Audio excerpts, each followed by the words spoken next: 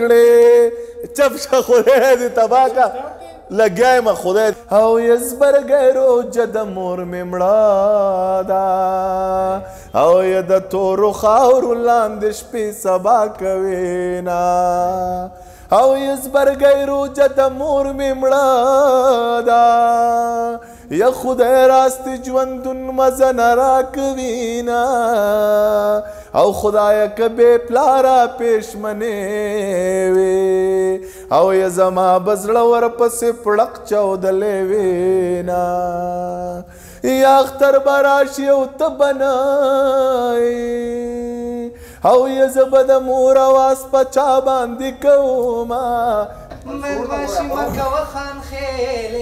او یا په سره ډولۍ کې به د کور ته راولمه